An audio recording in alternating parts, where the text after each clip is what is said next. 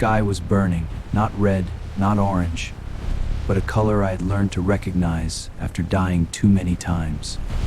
The color of the end. Sirens screamed across the city, too late, always too late, and above us, streaks of light tore through the clouds, silent for a second, before the world remembered how to scream. Then the world shrank, just like it always did.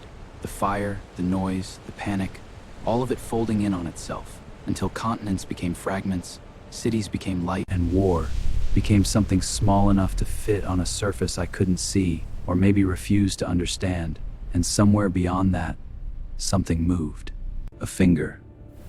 Slow, rushing across the surface of the world. Nudging armies, tilting outcomes, like rearranging pieces in a game that had already been decided. It paused, just for a moment, as if something caught its attention. And then, everything rushed back. I was standing inside the control room, lights flashing, voices overlapping, commands flying past me like bullets, but none of it mattered, because I already knew what came next. I always did. My hands rested on the console, steady, too steady for a man about to end the world. Missile launch authorization confirmed. There it was, right on time. I exhaled slowly, almost amused, almost tired.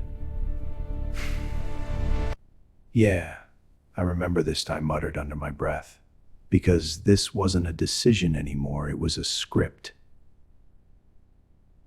I moved anyway, fingers flying across the controls, overriding protocols, shutting down sequences I had memorized through countless failures. This time would be different. It had to be. I cut the system at its core, forced a manual halt. For 1 second, it worked. Then the screen flickered, just once, subtle, almost easy to miss, but I didn't miss it. Not anymore. Authorization override detected. Source unknown. My smile faded, just a little. No, not this time, I whispered, but the system didn't care.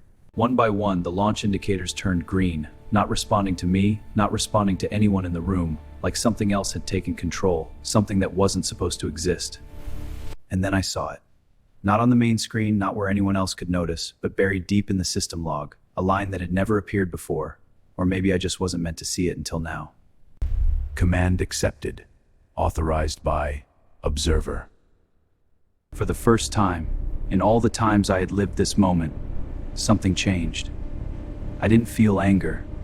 I felt seen. The missiles launched anyway, tearing into the sky above us, carrying the same ending I had failed to stop again and again and again. But this time, I wasn't looking at the sky. I was looking back at something I couldn't see. And for a brief, impossible moment, I could swear it was looking at me too. The world didn't explode. It blinked, like someone pulled the plug on reality and forgot to warn the rest of us. The light collapsed into nothing. Sound cut off mid-scream, and for a fraction of a second, there was only silence, not peace, not relief, just absence, like a game freezing before it crashes. Then it snapped back. I gasped, lungs burning as if I had just drowned, my body jolting upright, fingers digging into fabric that wasn't supposed to be there. Clean, intact, untouched by ash or blood. The air, normal, too normal. No sirens, no fire, no falling sky. Right. Respawn confirmed. I muttered, voice hoarse but steady, a dry laugh slipping out before I could stop it. Great. Back to level 1 again. I rubbed my face, already knowing what I would see before I even looked around. The war hadn't reached its peak yet. Not here, not now. Tension hung in the air like a storm waiting for permission. News screens flickered quietly, political noise, warnings, almost harmless compared to what I had just seen, compared to what I had failed to stop. Same timeline, same checkpoint, same cursed save file.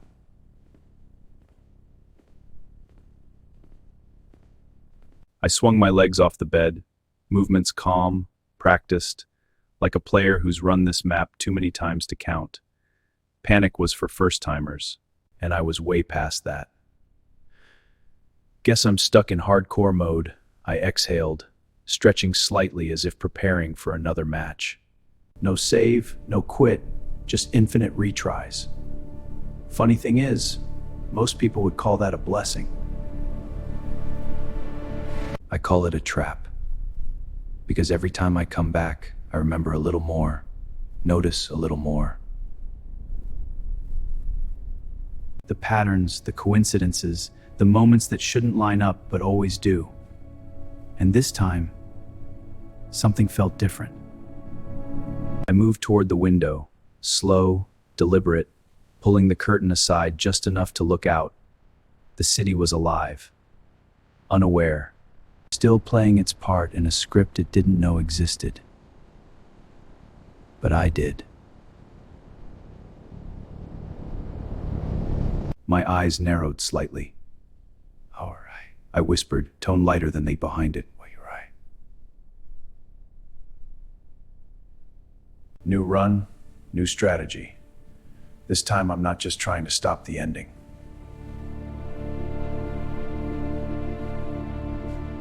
I'm looking for the admin, the one who keeps resetting the game.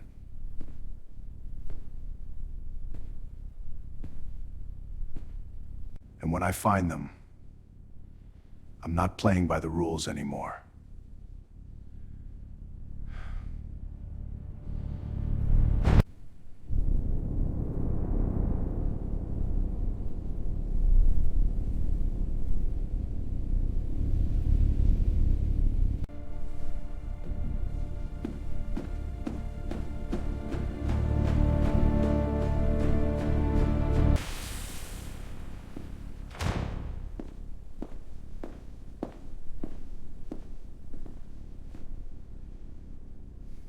You learn something after enough failed runs. Not everything can be saved, but some things can be delayed, redirected, exploited, like weak points in a badly designed game. And if this world really was a system, then it had patterns. Patterns I intended to break. I didn't rush. Rushing gets you killed. Or worse, resets you before you learn anything useful. Instead, I started small. Information first, movement second, action last, just like every good run. News channels, military chatter, financial signals, all the usual indicators were there, building tension, stacking pressure, preparing the world for another scripted collapse. Everything looked normal. Same triggers, I murmured, scrolling through data with a calm I didn't feel. So where's the catch this time? Because there's always a catch. I grabbed my jacket and stepped outside. The city greeted me with noise, life.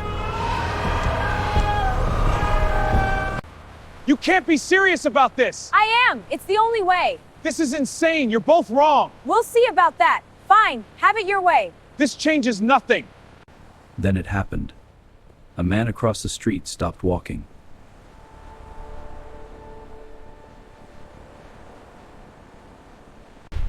Not slowed, not hesitated, stopped, completely still, like someone hit pause on just him.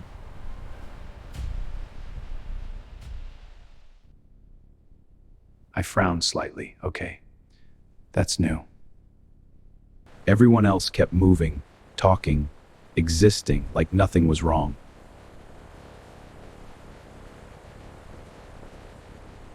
Like he wasn't frozen in place with his hand midair and his shadow slightly off. Yeah, his shadow was moving. A second too late. I stepped closer, slow, cautious, instincts screaming in a way they hadn't in previous runs.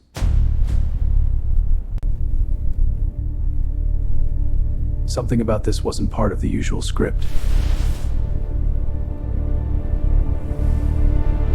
Then the man twitched, just once, and his head turned toward me, too fast, too precise.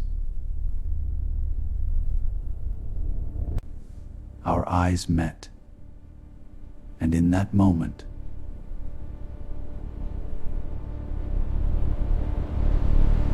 He wasn't looking at me.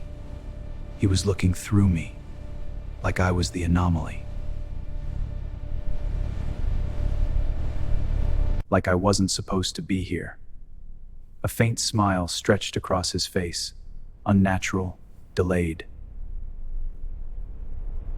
Observer, like it loaded a second too late. Observer, he whispered. My heart didn't race.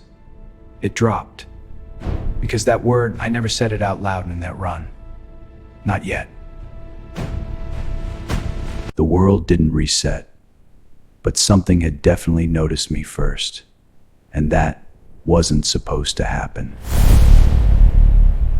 There's a moment in every run when you realize you've pulled aggro, not from enemies you can see, but from something behind the system itself. Something that wasn't supposed to notice you this early, and once that happens, there's no stealth build that can save you anymore. I didn't run immediately. Running without information is how you waste a life. Instead, I held his gaze. Steady, controlled. Like this was just another NPC glitching in Albert Broskovsky, I said quietly, almost casual. You're not supposed to be talking to me either. The man's smile widened, stretching just a bit too far. Like a texture failing to load properly, his eyes didn't blink, didn't move, locked onto mine with something that felt aware. Then everything around us slowed. Not stopped, not frozen, just delayed, like the world was buffering. Cars dragged slightly behind their own motion. Voices echoed half a second too late. Even the wind felt out of sync.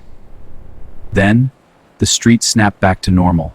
Sound, movement, life, all perfectly synced again, except him. Interesting, the man said, but the voice didn't match his mouth. It came from somewhere deeper, layered, like multiple signals overlapping. You retained memory this time. I didn't react. Rule number 1. Never show the system what scares you. Yeah, I shrugged lightly, forcing a smirk. Perk of being stuck in an endless loop, you start picking up things. A pause. Not from him. From everything. He took one step closer. Deviation confirmed. That same layered voice murmured, softer now, almost curious. You are not behaving within acceptable parameters. There it was again. Not human, not even pretending anymore. I tilted my head slightly, studying him the same way he was studying me. Yeah? And what happens when I don't follow the script? For the first time, he blinked. Slow, deliberate.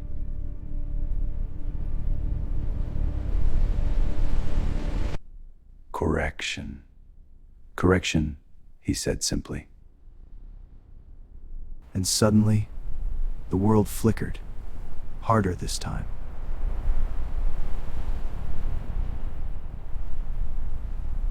Like something was about to force a reset. My instincts screamed. This wasn't a normal fail state.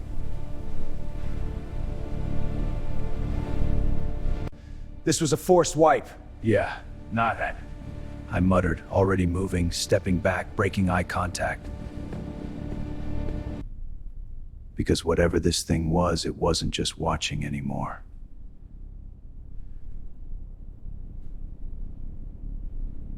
It was trying to delete me.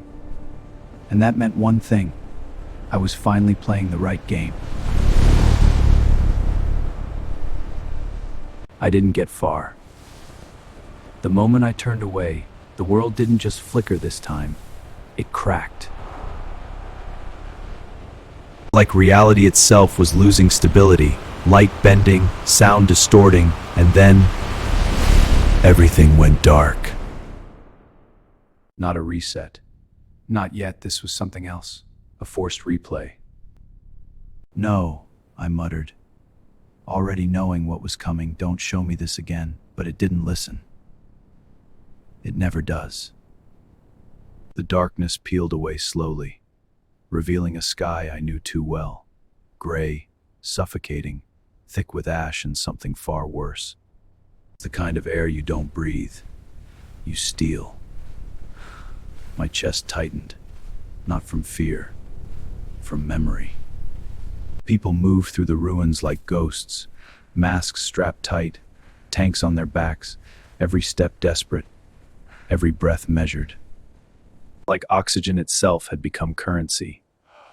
Because it had. A man collapsed a few meters away, his tank empty. Fingers clawing at his throat, silent screams behind cracked glass, and before his body even stopped moving, someone else took his air. No hesitation, no guilt, just survival. I stood there, unmoving, watching it all like I always did.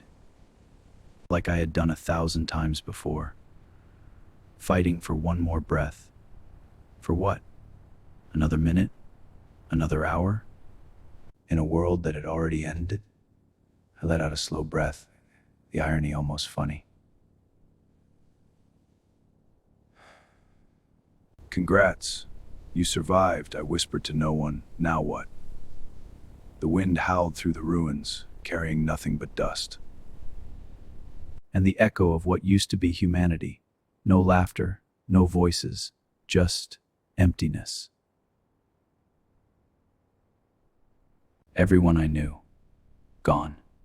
Not in some heroic last stand, not in some meaningful sacrifice, just gone. And me, still here, respawning, retrying. I'm like some broken who forgot how to quit. Why? I asked quietly, not expecting an answer, never expecting one. But this time, I got one. The world glitched. Hard. And that same voice, layered, distant, everywhere and nowhere at once, whispered through the dead air. Observation requires contrast. I froze, slowly, turning. But there was nothing there. Only ruins. Only death. Hope enhances despair, the voice continued, calm, almost analytical. War is efficient. The sky above me flickered, and for a split second, something vast, something impossible, moved behind it, watching, always watching. The vision shattered instantly, and I was back in the present, standing in the street, alive, again. I didn't move for a few seconds. Didn't speak, didn't breathe. A small, tired laugh escaped me. Yeah, I'm murmur. I get in those gas.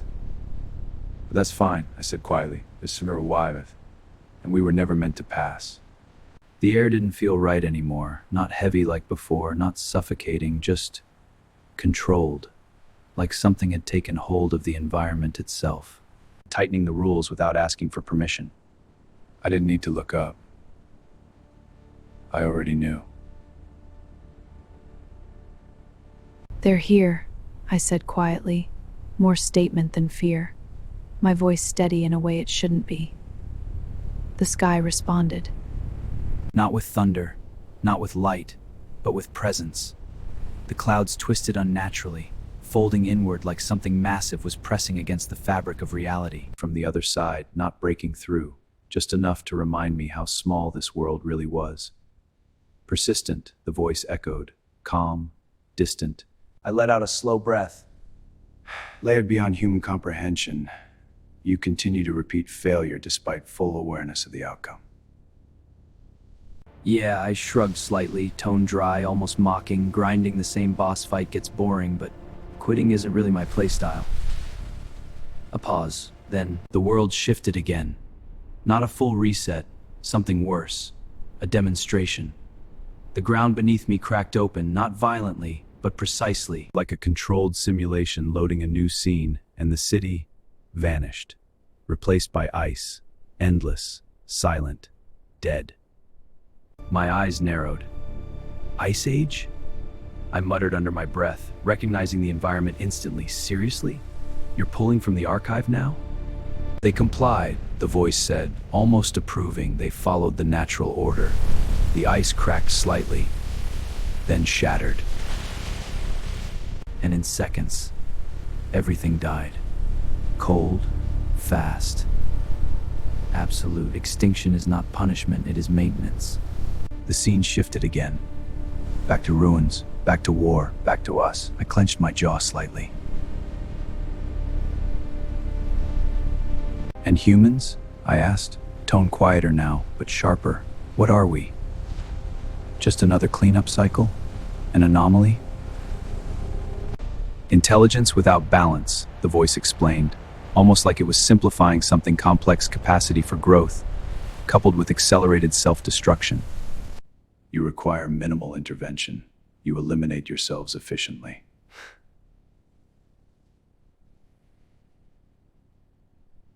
So what? I tilted my head slightly, eyes narrowing at the shifting sky. You just sit there and watch? Push a few events, wait for us to wipe ourselves out, then hit reset? No, the voice replied instantly. And for the first time, it felt closer. We ensure the outcome. You have resisted beyond expected thresholds, it continued, tone unchanged, but something underneath it shifted. Multiple iterations, same result. I exhaled slowly. Yeah, I said, rolling my shoulders slightly like preparing for another round, but you keep letting me respawn, so clearly I'm still part of the test. A plonger this time. Correction. You are not part of the test anymore. You are a variable. That way was worse, because variables get removed. I looked up at the sky, calm, steady, even as every instinct screamed at me to run, to hide, to reset before it was too late. But I didn't move. Instead, a small grin formed. Good, I said quietly. Because if I'm not part of your system anymore,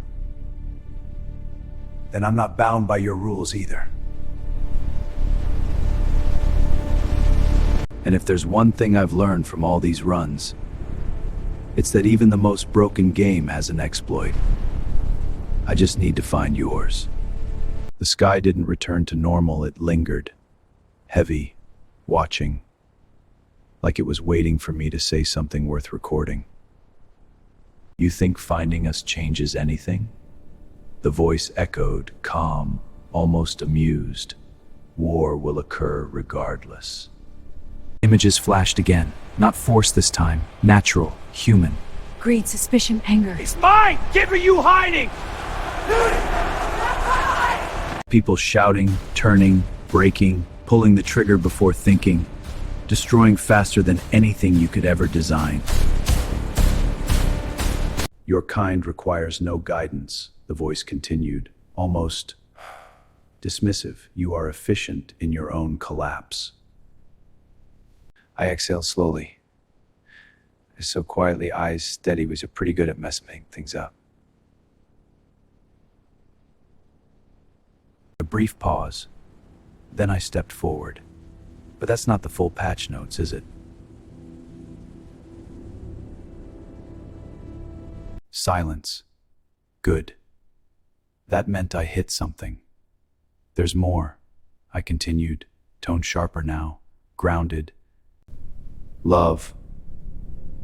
People who stand their ground even when it makes no sense. People who don't quit. My hand clenched slightly. People who don't quit. I've failed this run more times than you can count, I said. Voice low, steady. And I'm still here. That wasn't defiance. That was fact. And I won't be the only one. For the first time, the silence stretched, longer than before, like the system was processing something unexpected. Then, statistical anomaly, the voice replied, colder now, less curious, insignificant at scale. I smiled slightly. There it was, the flaw. You're wrong, I said softly. Because suddenly, it clicked. Not all at once, but enough. All this time I've been playing solo. Trying to carry an entire world like some idiot grinding a mission designed for a full squad. Of course I kept failing. Of course the outcome never changed. Because this was never a one-player game. I let out a quiet breath. Yeah. I nodded to myself, a small laugh slipping through. Lighter this time. Clearer. All right. I see it now. New strategy, I muttered. Almost like a Colorado plan B before a match starts. No more solo run. No more trying to fix everything alone. If humanity's weakness is division, then maybe its strength is the opposite. I looked up, eyes said sharper. Puspo were now focused in a way they hadn't in any previous run. Let's test something, I said. If one stubborn idiot can break your expectations, what happens when there's more than one? The air tightened, not violently, but noticeably. Like something didn't like where this was going. Good. That means I finally picked the right build. This time, I'm not fighting alone. This time, we go co-op. The sky didn't answer me. It acted. A missile cut through the clouds, fast, precise. Locked onto a path that should have taken it far from any civilian zone, its trail slicing the air like a line already drawn. Then, it bent. Not naturally, not physically. Something touched it. For a split second, I saw it again. That finger, massive, casual, just nudging. The missile shifted direction mid-flight, like a toy being redirected. Like its path never belonged to physics in the first place. My eyes widened slightly. No, too late. The impact came without mercy. A school. The explosion swallowed everything, fire erupting outward, glass, concrete, bodies thrown into the air like fragments of something that used to matter. Silence followed. Not peace. Shock, then screaming. I didn't move, couldn't. My chest tightened. Something heavy pressing down as I stared at what was left. Scattered, broken, wrong. This is your world, the voice returned. Calm, almost satisfied. You created these tools of destruction. All I do is adjust variables. One system error, one delayed update, one misinterpreted signal. Images flash through my mind. Reports, blame, retaliation, war escalating faster than logic could keep up. And there will be no trace of intervention. To them, the voice said softly, almost like a conclusion, this is consequence, not design. I looked down at my hands, shaking, just slightly, not from fear, from anger, from helplessness. I see the pattern now. They knew exactly wrong. Because they weren't wrong. Humans were fragile, emotional, easy to break, easy to turn against each other. Damn it. I swallowed slowly. For a moment I whispered, just a moment. I understood why every run ended the same way. Why no matter what I changed, it always collapsed. Too many variables, too many flaws, too easy to manipulate. Why are you showing me this now? But then a thought subverted through, sharp, clear, wrong. I looked up again, eyes narrowing. Wait, why show me this? Why now? Before they watched, silent, detached, untouchable. Now, they were talking, explaining. Even my breath slowed. You're trying to stop me, I said quietly. The air shifted. Not enough for anyone else to notice. But I felt it. Good. That means I was getting close. Yeah, I nodded slowly, a faint, dangerous smile forming. If you're this interested, then I'm not as insignificant as you want me to believe. Because something had changed. Not the world, not the outcome, but the game itself.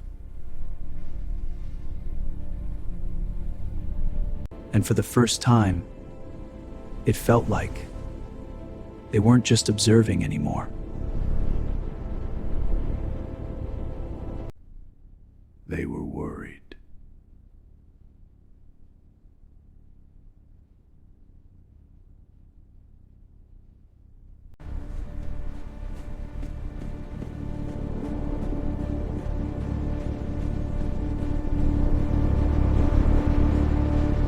Fear is predictable. That's the first thing you learn after enough runs. Not courage, not strategy, fear. Because fear is what they farm, what they amplify, what turns small mistakes into global disasters. And right now, they wanted me afraid. Ix Soli. Nice play. I muttered, glancing at the smoke still rising in the distance. Shock value, emotional damage, solid opener. No response. Good. That meant they were listening. Which meant I could use that too. You're trying to tiltmate me, I continued, tone almost casual now, like analyzing gameplay mid-match. Push me into panic, make me rush, make mistakes. I should slightly. Yeah, not this run. Because if this really was a game, then information was everything. And I finally had something new. Subtle, precise interventions. They don't just reset, they intervene, subtly, precisely, and most importantly, hiding in plain sight. Which means they need to. That thought settled in quietly, heavy, important. I turned away from the wreckage, not because it didn't matter, but because staring at it wouldn't change anything. Not yet. Step one, I murmured, already shifting into planning mode. Stop playing solo. My eyes scanned the street. People running, crying, calling for help. Chaos. Perfect chaos. Which meant perfect cover. Because in a world this loud, no one notices someone thinking differently. Jack, behind you. I moved quickly now, controlled, purposeful, blending into the flow while my mind ran through possibilities. I didn't need an army. Not yet. I needed one person. The right person, someone who wouldn't break immediately. Someone who could see past the obvious. Someone who... Hey, you, wait! A voice cut through the noise. Sharp, focused, not panicked. I stopped, just slightly, then turned. A woman stood a few meters away, not running, not frozen, but watching. Really watching, her eyes locked onto me like she had already made a decision. That was new. Very new. You saw it too, didn't you? She said, breath steady despite everything around us. My expression didn't change, but inside, everything paused. Careful, I replied slowly, tone neutral, testing. That's a dangerous assumption. She stepped closer, ignoring the chaos, ignoring the fear. I've been tracking anomalies for months, she said. Voice lower now, more controlled. I saw the missile change trajectory midair. Missiles don't just change trajectory midair. And people don't react like you just did. There it was. I studied her carefully. Posture steady, eyes sharp, no hesitation. Not normal, definitely not random. And? I asked quietly. She held my gaze, unflinching. And I think you know why. Silence settled between us. Not awkward, measured, evaluated. Then slowly, a small smile formed on my lips. I exhaled softly, almost amused, almost impressed. Looks like co-op mode just unlocked. Because maybe, just maybe, I wasn't the only one who noticed the game was rigged. Trust is expensive, and in a rigged game, it's usually a trap.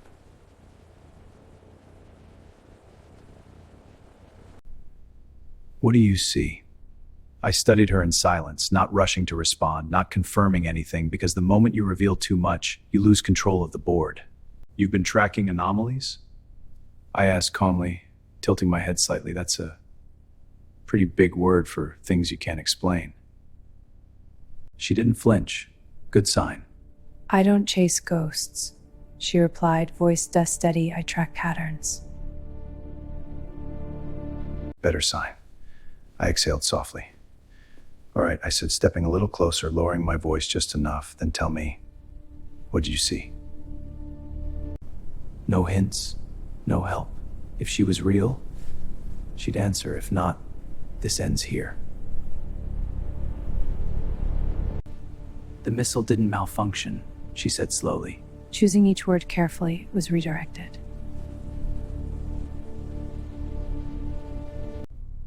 Not by any known system, she added, gaze sharpening, and not randomly. I said nothing. Let her continue.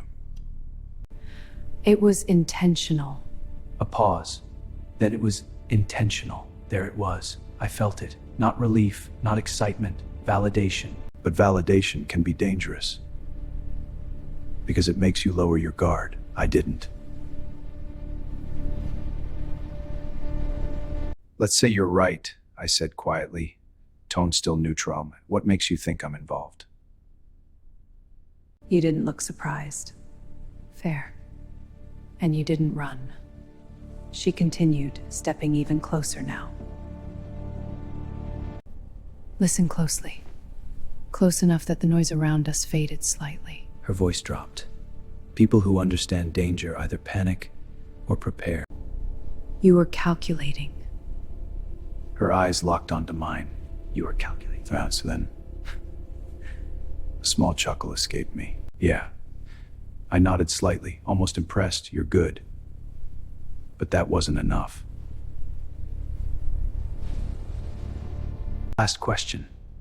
If I tell you the truth, Last question, I added, tone shifting just a bit, sharper now, much more serious.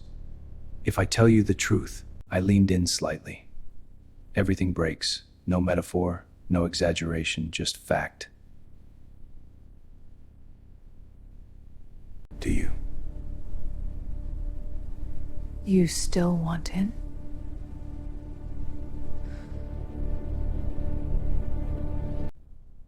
For the first time, She hesitated. Not from fear, from weight. Good, that means she understood.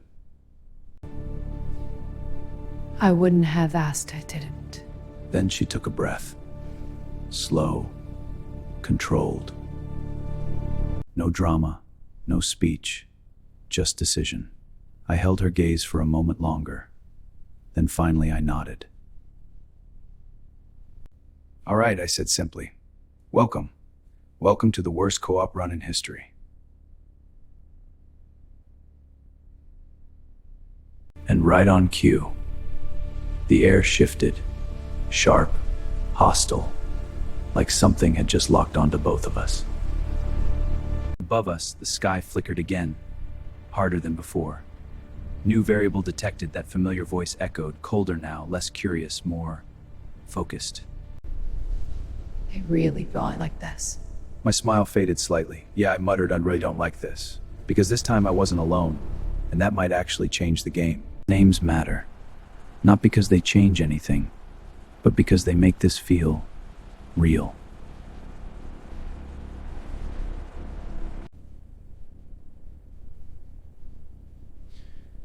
Jack said after a brief pause, deciding not to overthink it.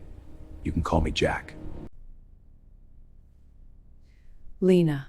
She nodded once. Lena, she replied simply. Short, clean, easy to remember. Good. I exhaled slowly, rubbing the back of my neck for a second before speaking again. All right, Anne. I muttered, glancing at her, then away. This is going to sound crazy. A small pause. Actually, scratch that. I let out a dry breath. This is way past crazy. She didn't interrupt, didn't question, just watched. That made it easier.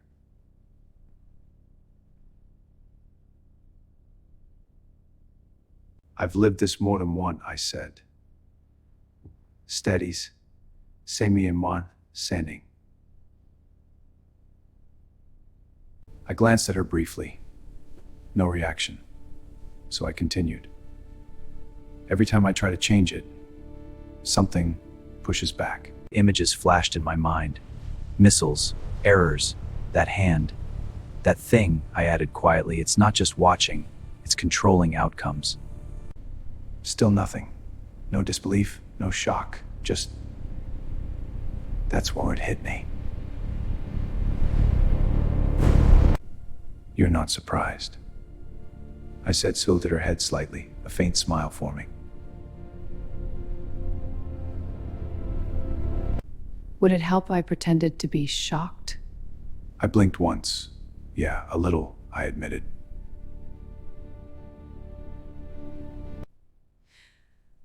I've seen things too. She let out a soft breath. I've seen things too, she said calmly, like she was talking about weather patterns, not reality-breaking events. What kind of things? Resets.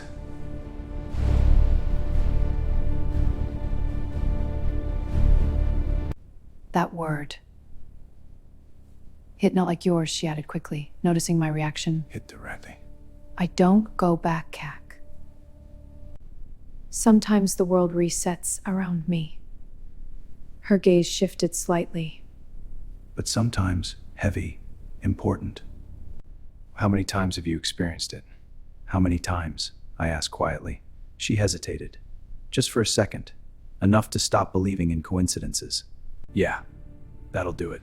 I let out a slow breath, tension easing just slightly.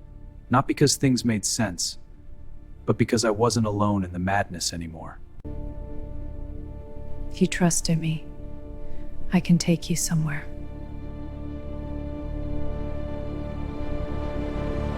I frowned slightly.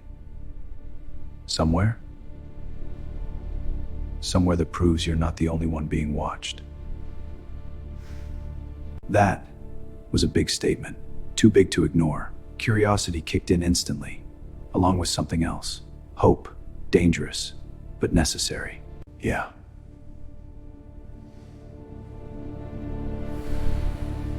Let's see your secret base. She didn't smile back, just turned and started walking. That was my first warning.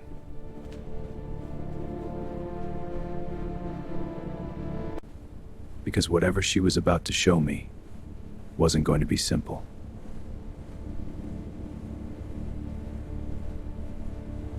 And for the first time since this run started, I had a feeling. The game was about to get a lot bigger. I needed one person.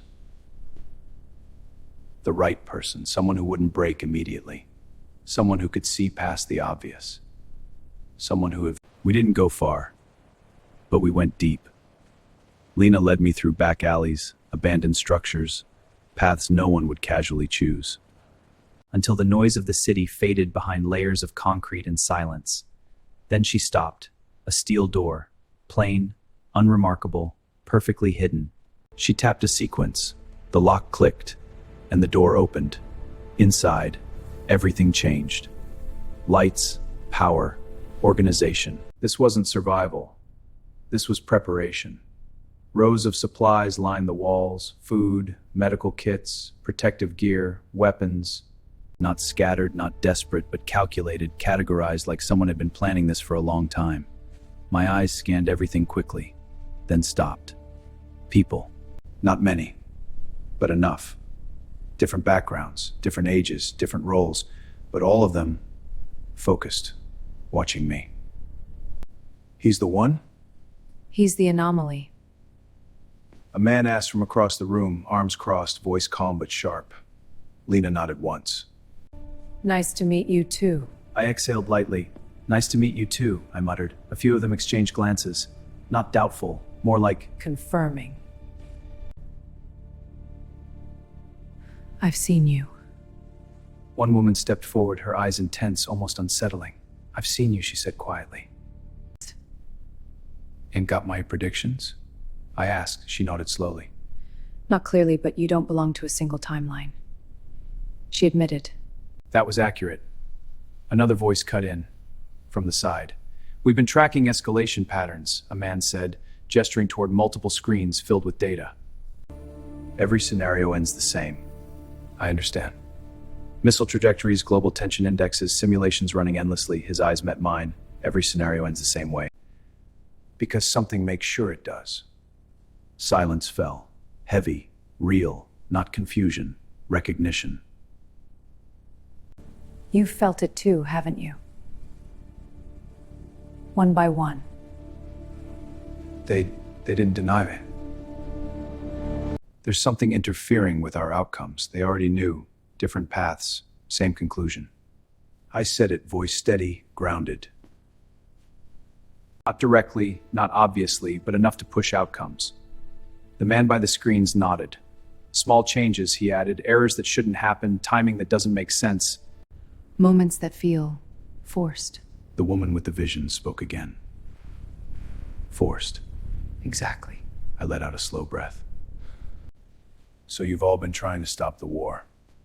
So you've all been trying to stop the war, I said, glancing around. A few nods, a few tired expressions. We fail. Same here.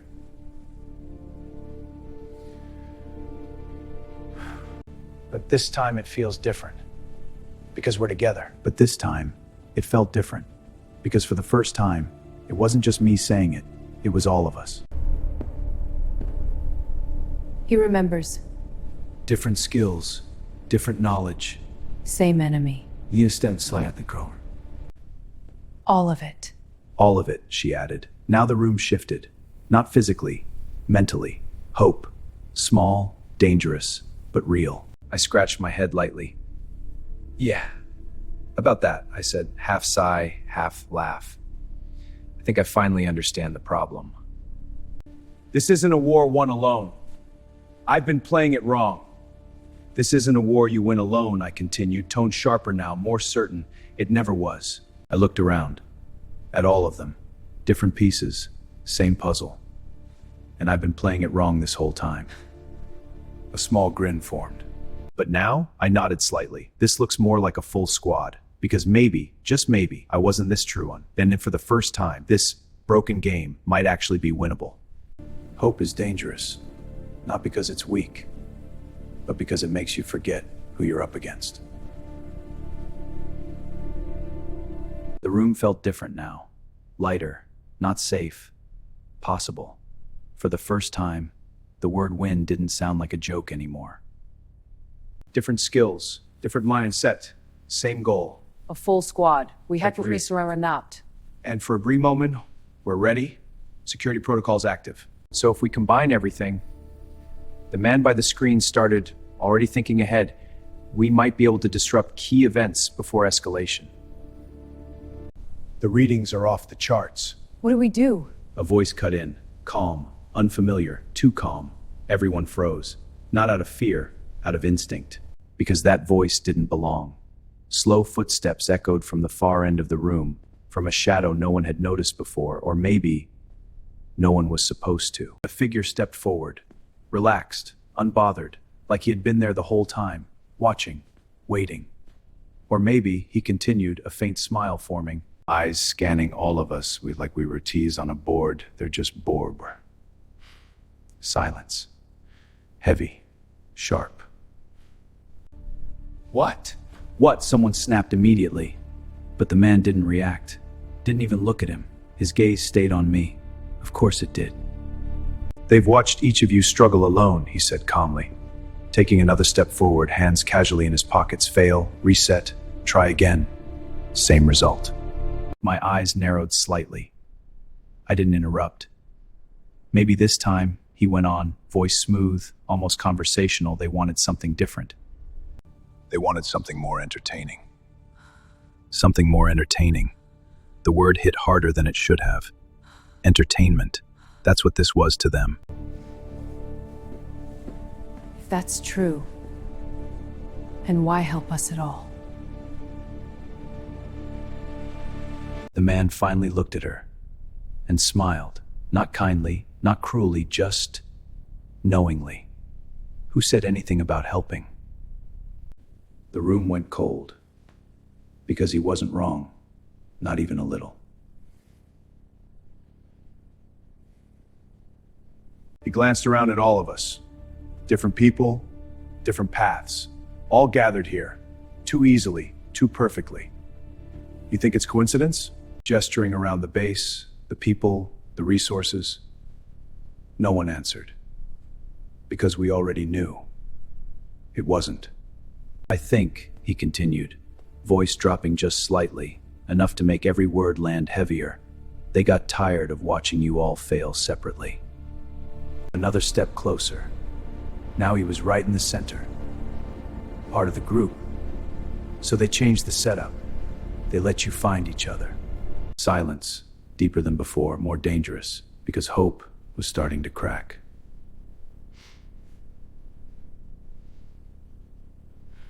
And now, he finished softly, eyes glinting with something I didn't like at all. They're watching to see what happens when the ants finally cooperate. No one spoke, because suddenly this didn't feel like progress anymore. It felt like a new level, and we had just walked into it willingly. And then you? Which side are you on? Sure. The man's smile widened just slightly. Not enough to be friendly, just enough to be unsettling. I'm curious, he said simply. Yeah, that wasn't comforting, not even a little. Because in a game like this, the most dangerous player is the one who isn't trying to win, just trying to see how it ends.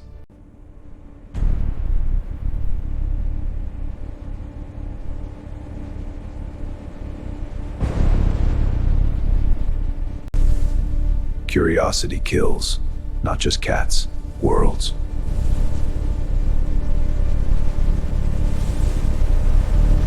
The room stayed silent, but not the kind of silence that feels empty. This one was sharp, alert, like everyone was waiting for the first wrong move. How did you find this base? No one trusted him. Good.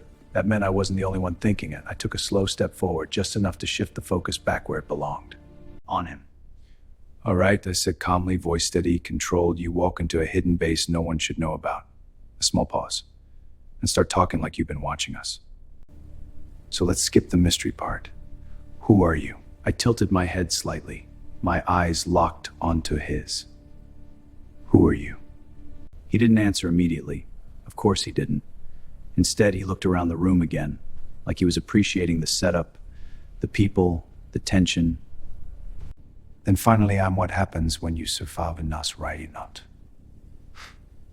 Cryptic, love that. Try again, I replied flatly. A better answer. Fair. He nodded. I've played this longer than any of you. Then his gaze sharpened slightly. I've played this longer than any of you. That got everyone's attention. Even Lena. You reset? I persist. You reset that? I asked immediately. He shook his head. No, I persist. What does that even mean? It means, he said calmly, while you all loop, fail, forget, or partially remember, I stay. His eyes flicked to me. I stay. Silence, not confusion, processing, fast, dangerous. You've met them. I've seen enough. You've met them, I said quietly. Not a question. A statement. Not the same answer. Close enough to exhaled, slowly. Then you know we're not winning like this, I said. A beat. So why are you here? This time, he answered immediately, because this is new. He gestured lightly at all of us, them, then at me, and you. Your variables they didn't have before. Your variables, that didn't feel right.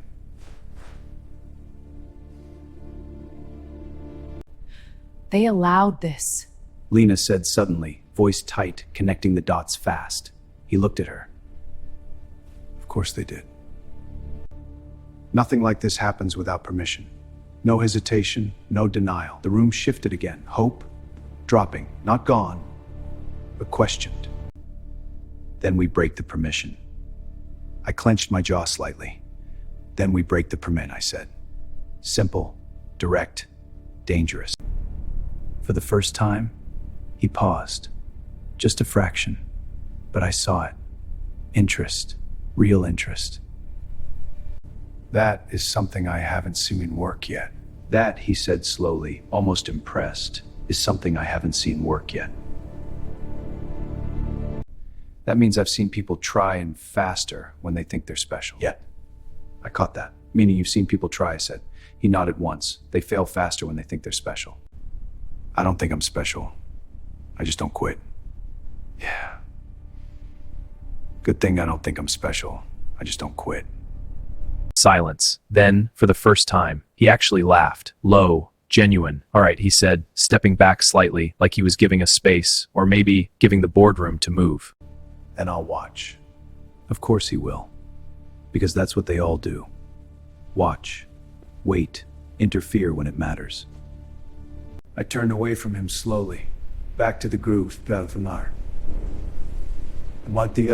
This one wasn't hiding anymore. Every team looks strong before the first mission. Then reality hits. Hard. I stood in the center of the room, eyes moving across each of them, not as strangers anymore, but as roles. Pieces. Not expendable, but necessary. We don't stop the war.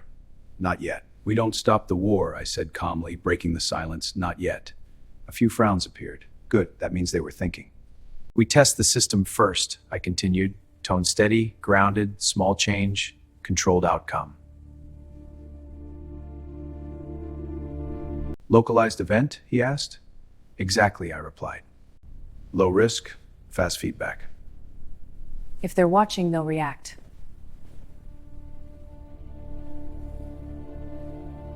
Or worse, someone muttered, they won't. I smirked slightly. That's still data. There, I said. A highlighted trajectory appeared. Short-range missile test. Non-nuclear, low attention. Perfect. In every run, I said quietly, this test succeeds. I looked around. Let's make it fail. Simple, clean, dangerous. How? Delay ignition by 3 seconds. That small? I nodded. That's all it takes. Because I've seen it 1,000 times. Tiny shifts, massive consequences. And if they intervene? They will. Then they will. Positions. No doubt. That's the point. Positions, I said. And just like that, the room moved. Not chaotic, not rushed. Coordinated. Like they had been waiting for this moment. The screens lit up. Data streamed. Signals intercepted. Timing calculated.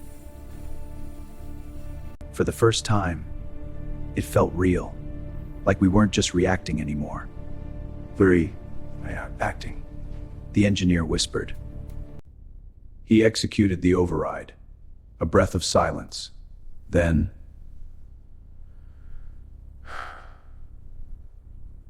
The screen flickered. Hard. Static cut through the feed. Everyone froze. Not surprised, just confirmed.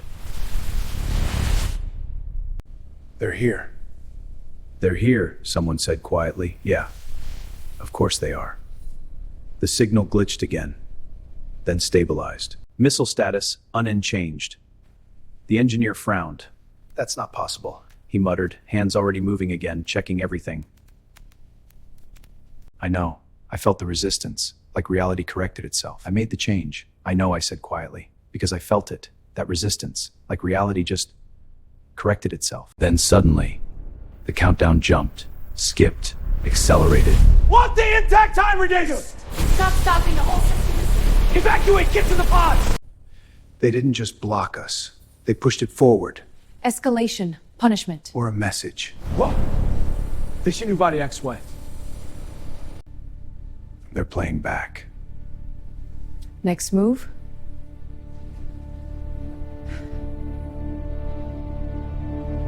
Good. No panic, just action. I stared at the screen, then exhaled slowly.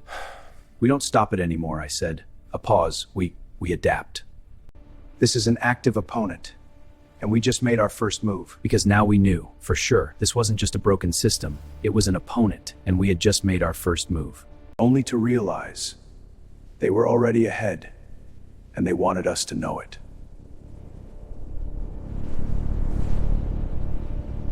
I woke up, the world still smoldering, yet strangely quiet. Not the usual chaos of explosions, not the screams, just a brittle calm. Like a reset button had been pressed. Here we go again, grind mode activated. I stretched, rubbed my eyes, and muttered under my breath. Here we go again, grind mode activated. Anyone else wants to rage quit, not me. Immortal perks, remember? The screens flickered in the hidden base, showing tiny patterns of conflict. Like a sandbox simulation, missiles, skirmishes, troop movements, all seemingly random but heavily biased by some invisible hand. I leaned closer, observing the vectors, the sequences, the timing of escalation, my mind running through every previous loop, every failure, every unintended casualty. A whisper, almost internal, cut through the numbers. You think changing one node will matter? A dark presence I could never see fully, but always felt. I grinned, half amused, half defiant. Then let's test it. Tiny tweak, minor adjustment, watch the butterfly land and see if it flies. I selected a low-yield missile, set its ignition delay by just 2 seconds, the tiniest fraction, enough to alter a trajectory subtly, almost imperceptibly. The team watched in silence. If they notice thick, it'll reset before anything happens. I shrugged. Then we see the reset. I've done it hundreds of times. I know the pattern. It's predictable if you watch closely.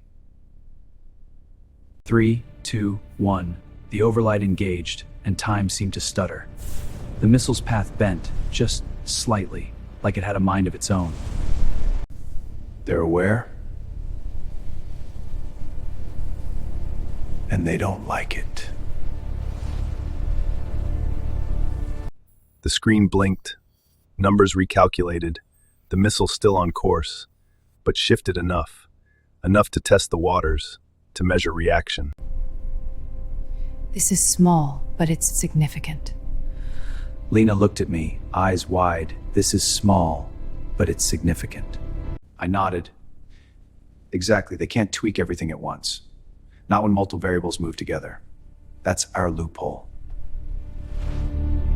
A soft smile tugged at my lips as I whispered, finally, some agency, some play. Let's see how far this rabbit hole goes. And somewhere, in a shadow I couldn't touch, I sensed it watching, analyzing, calculating, waiting for the inevitable loop to break. The team watched in silence, tension thick, as the tiny change rippled through the system. A breath held. They're aware, and The missile's path bent, just slightly. Static surged. They're aware, I murmured, and they don't like it. The team held their breath. The tiny tweak moved through the system like a ripple in still water. Then the system pushed back. Stronger this time. I felt the resistance, but we didn't flinch. For the first time, something shifted. Not victory, not yet, but a crack, a real crack in the loop. And somewhere in the shadow, it was watching closer than ever. The world blinked back into focus. A fragile calm after the minor tweak. But I could feel the tension simmering beneath the surface. Like water on a stove just before it boils. Lena leaned over the console, fingers flying across controls jacket. If we adjust this node here, it should delay us the escalation sector Delta. a smirk delta? Sure, let's see if we can glitch the system maturity without triggering a hard dead reset. Tiny moves, big ripples, bruh. We synchronized our actions, timing every keystroke, every micro adjustment, like two players in a high-stakes co-op run, watching a boss we couldn't see. The feeds flickered, models of cities, troops, missiles, all subtly shifting as our tweaks took effect. Not enough to prevent conflict, but enough to measure response time. Static surged, a pulse through the monitors, and I felt it. The dark presence, aware of our interference, testing us back, probing our limits, watching reactions. They're trying to predict us. Every move we make is being mirrored. Lena's voice was calm, unnervingly so. They're trying to predict us. Every move we make is being mirrored. Exactly. But a mirrored move can't stop everything. They can't calculate a simultaneous shift across multiple vectors. That's our window. We smiled at each other, a quiet thrill, knowing we were finally exploiting something, just enough to feel agency in this endless loop, a tiny rebellion against inevitability. The screens pulsed again, but this time I saw patterns, small cracks in their control, rules we could bend, sequences we could manipulate.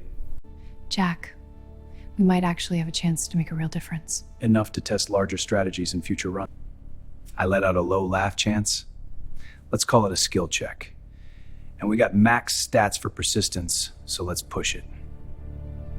Somewhere in the void, the presence paused, as if curious, acknowledging our little rebellion, but the question hung: how far could we push before the reset came crashing down again? The team worked in coordinated silence. Screens showed subtle shifts from our tweaks. Tension built as we waited for the response. Lena monitored every change. I kept my eyes on the patterns. We were no longer just reacting. We were probing. Static surged again, stronger this time. I felt the dark presence pressing back, aware, probing our limits. Lena's voice stayed calm. They're trying to predict us. Every move we make is being mirrored. I nodded. But a mirrored move can't stop everything. They can't calculate a simultaneous shift across multiple vectors. That's our window. We smiled at each other, a quiet thrill. We were finally exploiting something, a tiny rebellion against inevitability. We kept pushing. Tiny moves, measured responses. For the first time, it didn't feel hopeless. It felt like the beginning of something real. The base hummed with tension, Lena coordinating feeds, while I mapped potential chain reactions across the conflict zones.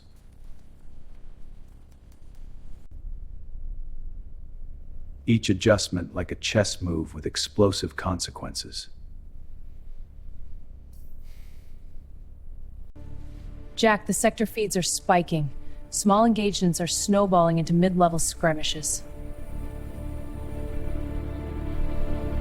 If we push this node... Perfect. Let's just react to tell Jack Mark. We hit the sequence together, a series of micro tweaks across multiple nodes. And suddenly, alarms blared, red lights flashing, feed screens shattering with cascading error warnings. Outside the base, the world erupted. Drones firing, tanks maneuvering, chaos rolling in waves like a storm. Soldiers ran past, screaming, unaware of the invisible hand guiding them.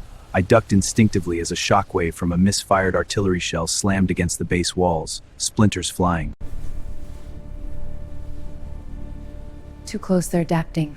They're learning. Lena rolled beside me. Too close, she muttered. They're learning. Let the system feel the push. I wiped sweat from my brow, fingers hovering over controls. Good. Let them feel the push. They can't override every micro event. One misstep and we create a chain they can't stop. The shadow presence pulsed, like a heartbeat, probing, measuring, testing us again. But we held the tempo, dodging, adjusting, exploiting, the thrill of survival burning in our veins. For the first time, the chaos felt like a game we could play, each action, each reaction, a step toward bending the rules. Ready for the next move. I caught Lena's eye. Ready for the next move? She nodded, smirk tugging at her lips. Let's see how big a domino we can push before the reset hits. We kept pushing. Tiny moves, measured responses. The screens showed escalating chaos from our tweaks. Static surged again, stronger. The shadow presence pulsed, probing our limits, testing how far we would go. Hold the tempo! Dodging adjustment! System fix and power! Exploiting now! Keep steady! Drill the symbol, burn in our veins. I rolled behind a console, firing an improvised EMP pulse, the electronic screeching as half the drones fell. Nice hit, but they'll adapt. Nice hit, they'll adapt, I muttered, heart pounding. Outside, chaos raged. Artillery shells detonated streets, fires spreading like veins of molten lava, civilians scattering, soldiers scrambling. A shadow pulse hit my chest, invisible but tangible. The dark presence probing again, testing limits. A shadow pulse hit my chest, invisible but tangible. The dark presence probing again, testing limits. Jack, we need to hit the central control node now. I'm ready, take the shot. Lena ducked beside me, pulling a compact launcher from her pack. We need to hit the central control node, or the reset wipes us again. I nodded, sprinting through the corridor, dodging falling debris, sparks raining down. Every step a gamble, every second critical. Explosions echoed, the floor beneath us cracking, metal twisting like paper. I launched a hack drone ahead, tiny but enough to infiltrate the enemy grid. Disrupting targeting systems. The shadow pulse flickered, almost curious, but the system reacted slower than expected. You ready for the next wave? A small victory adrenaline screamed. This was only round one. I glanced at Lena. You ready for the next wave? Let's push this domino further, see how far we can bend their rules before the collapse. Her grin was fierce, always. Let's push this domino further, see how far we can bend their rules before the collapse. The base shook harder. Drones swarmed.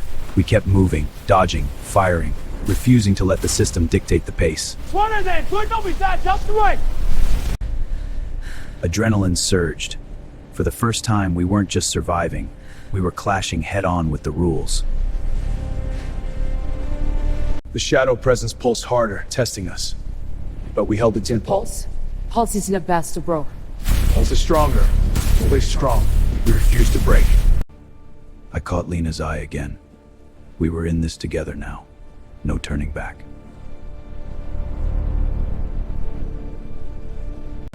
We kept pushing the domino. The system reacted faster, but we were learning its rhythm. Core is spiking, compensating! Rerouting now. Hold steady! Explosions echoed through the corridors. This was no longer just testing. This was the first clash. Each step was a gamble, but we were bending the rules. The system was no longer invisible. It was reacting. The shadow presence watched, curious and probing, but we refused to break rhythm. We're not just surviving, we're clashing. And this time we have a real chance. We're no longer just surviving. We were clashing. And for the first time, it felt like we had a real chance. Hold the line! Fire him at will! They're breaking through! We need support! Hold me! Don't let off! This was the first real clash, and we were still standing. Let's see how far we can bend their rules before the reset hits. The game had changed, and we were finally playing back. The base trembled as another wave of drones tore through the corridor, fires licking walls, alarms screaming like banshees in the night. I ducked behind debris, pulling Lena down with me. This is getting worse, faster than we expected. I can cover you. A voice cut through static, calm but firm. I can cover you. I turned, and there he was, Kai. Broad-shouldered, tactical gear scarred from previous loops, eyes sharp, calculating, a grin that said, "Let's do this." Before I could answer, he sprinted forward, launching a mini-drone swarm to intercept incoming missiles, the explosions cascading like fireworks over burning metal.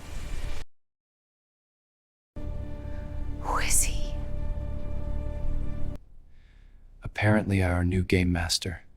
I muttered under my breath. Apparently our new game master. Heart hammering, adrenaline spiking. Kai moved like he'd rehearsed this 1,000 times. Every action precise, covering our back, anticipating attacks. I hacked into a control terminal, sending false signals, creating chaos among enemy units, but the drones adapted quickly, and I felt the shadow pulse twitch in response. Jack, split! Kai shouted, tossing a flash device, blinding several drones, giving Lena and me a narrow corridor to escape. I nodded, trusting him instinctively, a rare feeling in a world where trust was a luxury, and ran. Go, go! You just saved our asses, Kai. As we cleared the corridor, I glanced at him.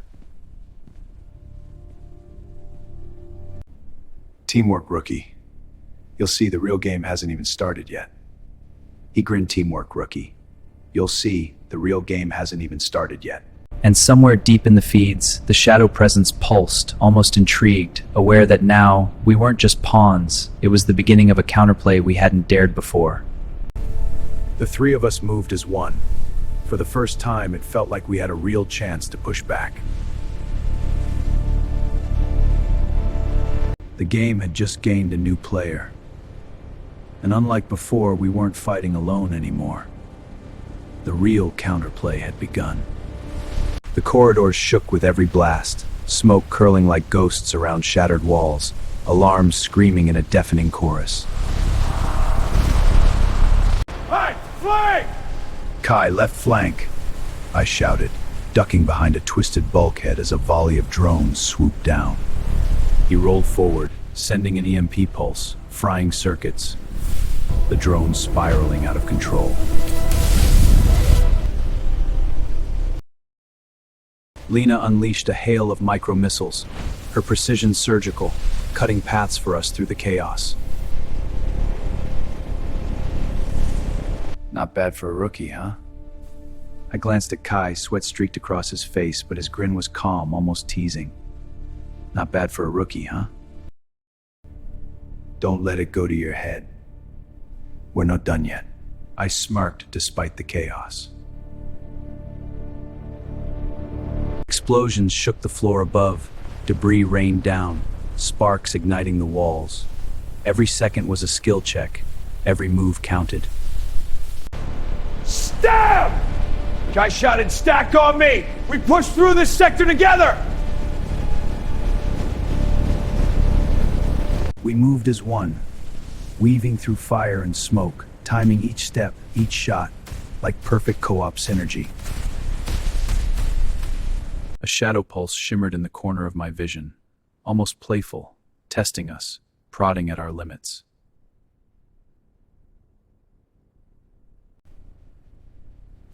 They like that challenge. Let's give them one who won't forget. Side by side, we barreled forward, our combined force cutting a path through destruction.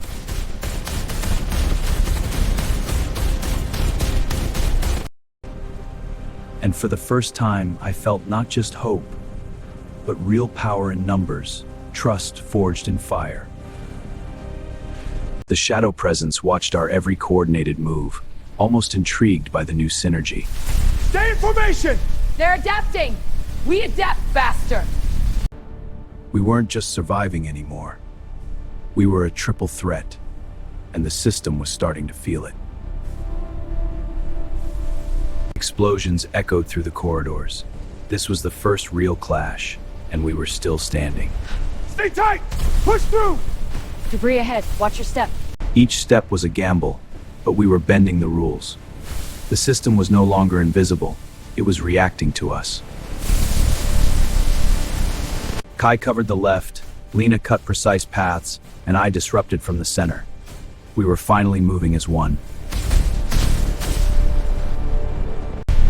The shadow presence pulsed harder, testing our limits, but we held the tempo, refusing to break. For the first time, I felt real power in numbers, trust forged in fire. Side by side, we barreled forward, our combined force cutting a path through destruction. Lena and Kai matched my pace. We were no longer solo. We were a triple threat.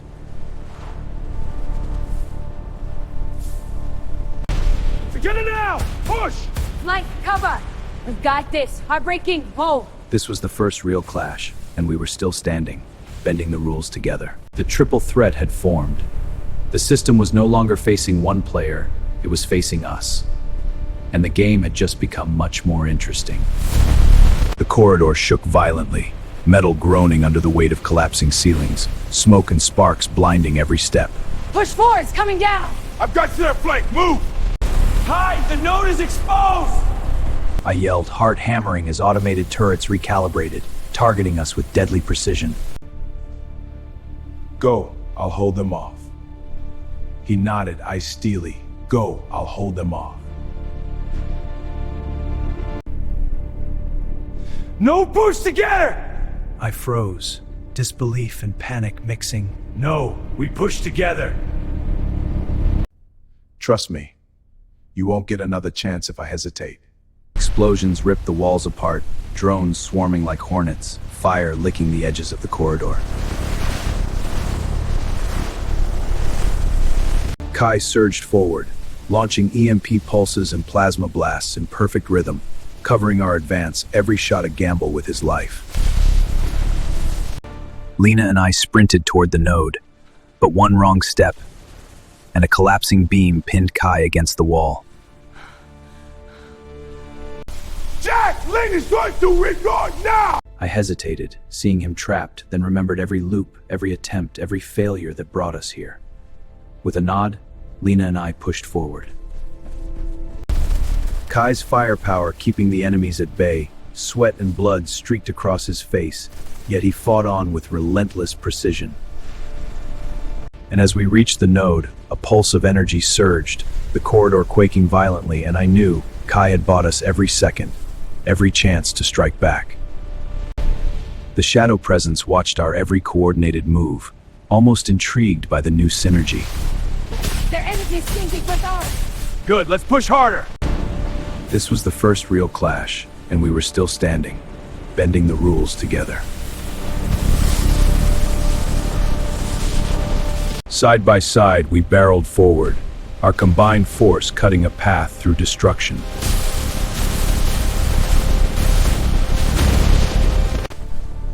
Lena and Kai matched my pace. We were no longer solo. We were a triple threat. The triple threat had formed. The system was no longer facing one player. It was facing us. And the game had just become much more interesting. Kai's firepower keeping the enemies at bay, sweat and blood streaked across his face, yet he fought on with relentless precision. The shadow pulse shimmered, testing, probing, intrigued by the velocity of our... I call one next time. Kai grinning to finish this for all of us. Don't stop up. Finish this for all of us. The shadow presence watched our every coordinated move, almost intrigued by the new synergy. The smoke cleared enough to see the breach, molten metal dripping from the walls, alarms screaming a final warning. Push forward! We're going through! The path is unstable. Kai crouched, holding back the last wave of drones, each pulse of his weapon precise, deadly, every shot a lifeline for us. Jack, let go! Kai shouted, voice fierce, but eyes calm, a grin barely masking exhaustion. Jack, Lena, go. I'm not leaving him. I grabbed Lena's arm, refusing to move first. I'm not leaving him. Trust him. Trust him, Lena said softly, eyes wide. He's giving us this chance. Kai launched himself into a hailstorm of laser fire, moving like a ghost through smoke and sparks, the drones closing in from every angle. I realized, in that instant, the bond we'd built through fire loops and battles had forged something unbreakable. Trust absolute, instinct perfect. Kai launched himself into a hailstorm of laser fire. ground's close growth tearing into the corridor, Kai's body shielding the node. I froze, heart lurching, but his hand flashed toward mine. Jack, finish it for all of us. Tears blurred my vision. Lena gasped, new allies watching in awe, the weight of his sacrifice hitting them all.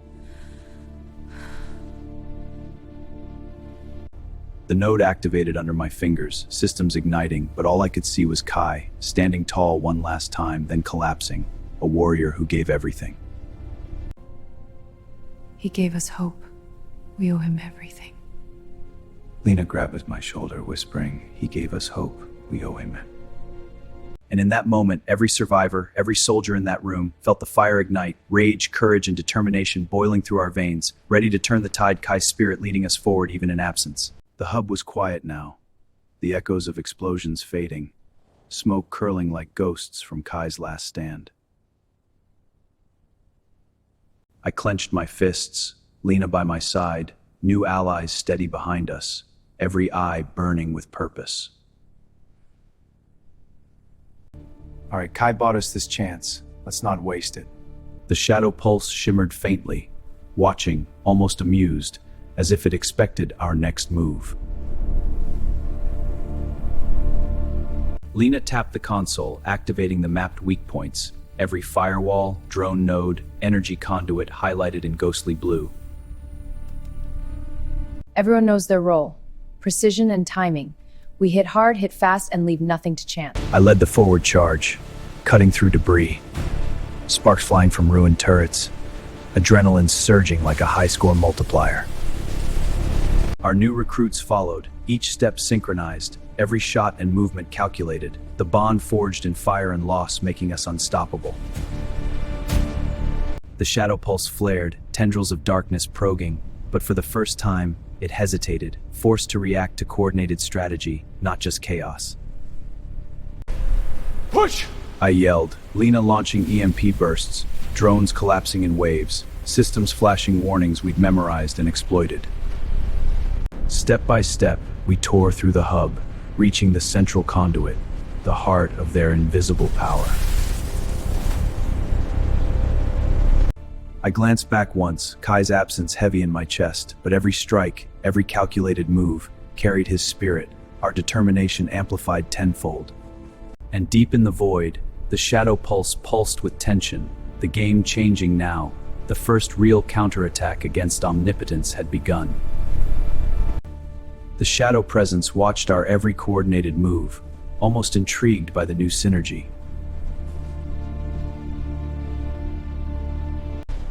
This was the first real clash after his stand, and we were still standing, bending the rules for him. Side by side, we barreled forward, our combined force cutting a path through destruction.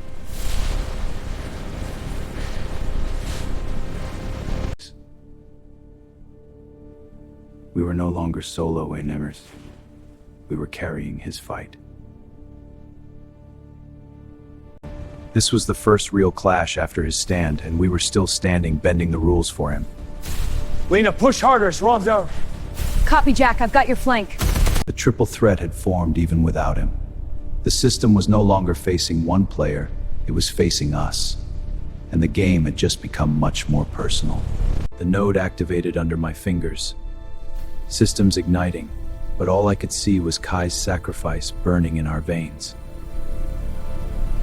Every survivor, every soldier in that room felt the fire ignite, rage, courage, and determination boiling through our veins. Kai's spirit leading us forward even in absence, ready to turn the tide.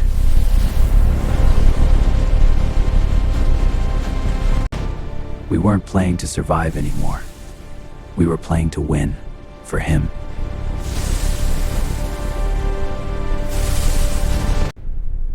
The game had just become much bigger, and this time, we were ready. We were ready. The central conduit hummed with power, shadows twisting around it like living smoke, the pulse of the unseen enemy thundering through the walls. Positions! Pizzazz! Lena shouted, voice sharp as steel, every member of our team snapping into synchronized action. I watched, heart swelling, as each of us moved like pieces on a living board, Kai's sacrifice still burning in our veins. The engineers recalibrated the energy fields, projecting shields that pulsed with rhythmic power, every timing precise, every pulse feeding into the others. Jack, left flank. Lena, cover the core node. Jack, Cap Core Flight came the commands, not just from me, but from the team itself, everyone taking ownership, thinking, reacting, anticipating. Turrets fired, drones swarmed, each enemy obstacle met with a coordinated counter, everyone knowing instinctively when to strike and when to shield. I glanced at our new recruits, fear in their eyes quickly replaced by focus, each shot calculated, each move precise, proving their courage, their worth. The shadow pulse surged, tendrils of darkness reaching for us, probing for weakness, but for the first time, it found none. We weren't a single fighter against omnipotence, we were a unit, a living mechanism, each pulse, each shot, each shield a part of something greater than any one person. Now! Lena yelled, and in perfect harmony, we channeled every strike, every EMP, every energy burst into the core conduit. The hub shook violently, shadows screaming, systems collapsing, the pulse faltering, unity breaking through omnipotence. And then there's something profound. I wasn't just an unweighted Euatus that passed it, a trophy commander.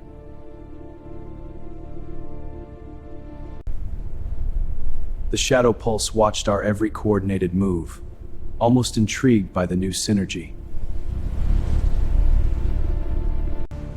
This was the first real clash after his stand, and we were still standing, bending the rules together. Right left name with him right here, Jack. Almost through. Side by side, we barreled forward, our combined force cutting a path through destruction.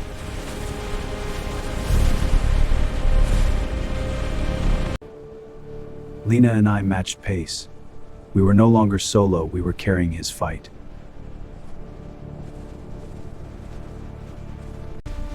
This was the first real clash after his stand, and we were still standing, bending the rules for him. The triple threat had formed even without him. The system was no longer facing one player, it was facing us, and the game had just become much more personal. The node activated under my fingers, systems igniting, but all I could see was Kai's sacrifice burning in our veins. Jack, we have to keep moving. Kai! Every survivor, every soldier in that room felt the fire ignite. Rage, courage, and determination boiling through our veins. Kai's spirit leading us forward even in absence, ready to turn the tide.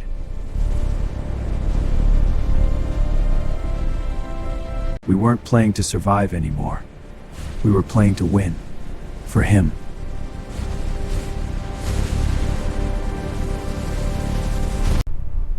The game had just become much bigger. And this time, we were ready. The first real counterattack against omnipotence had begun. The shadow is faltering. Press the attack. Our unity is breaking its hold. The hub trembled beneath our feet, sparks flying from overloaded consoles, shadows writhing like they sensed their grip slipping. Keep moving. We're almost through. Stay focused. Every conduit we destroy, every node offline, it disrupts their control. I realized, heart hammering, the implications hitting me all at once. This wasn't just a fight here, our actions rippled through the real world. The systems we were taking offline were the hidden strings controlling weapons arrays, missiles, drones, automated turrets, all designed to escalate conflicts in multiple hotspots simultaneously. A drone exploded near Kai's memorial, sending shards of metal flying, Lena activating the EMP field in perfect synchronization. Jack! Check the feeds! One of the recruits yelled, pointing at a holographic display, military operations in Syria, East Asia, and the Arctic suddenly faltering. Missile trajectories collapsing, radar systems glitching, commanders shouting over the comms, blind and confused. Trajectories are failing! System down, we're blind! I swallowed hard, feeling the weight of what we were doing. By dismantling this hub, we weren't just fighting Shadow Allah. delaying wars that bind the world catastrophe. Every second we hold, every conduit we disable, we're saving lives, millions, maybe billions. They won't add it in Voistons but Trifant, but we own the right and those bombs won't fire today. I felt a surge of purpose, adrenaline mixed with awe. This was bigger than any one of us, bigger than any battlefield we trained for. The shadow pulse flared, sensing the disruption, tendrils whipping violently, as if furious that its puppets were unraveling. Then let's finish this. For Kai. For everyone who didn't get a second chance. I gritted my teeth. For everyone who didn't get a second chance. Lena, the team, and I surged forward, synchronized, unstoppable. Each pulse, each strike, each hack bringing the hub closer to collapse. And with every conduit we tore down, the world outside began to breathe a fraction freer. The silent warplanes faltering, the missiles stalling. Humanity unknowingly granted a pause, a chance to rebuild, and for the first time in loops of endless chaos, I dared to hope. The moment the final conduit cracked, the entire hub froze, not like a shutdown, but like something had taken control directly. Every sound, cut, silence, then a pulse, not through the system, through us. So you finally learned to move together. So the voice echoed, not from speakers, but inside our minds, calm, vast, ancient. You finally learned to move together. It's talking to all of us. Lena steadied herself beside me, breathing hard. Not just me. All of us. That was new. Yeah, I forced myself to stand, looking around, every teammate still holding position, shaken, but not broken. Yeah, I said quietly, and you finally stopped hiding. A ripple passed through the air, shadows gathering, forming, not a body, not a face, but a presence, something our minds tried to shape and failed. You believe this changes anything?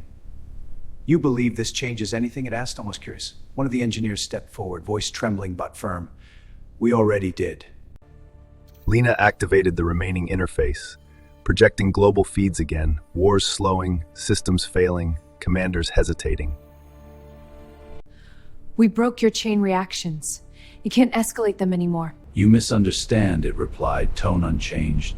I do not create your wars. You choose them. I only ensure the outcome.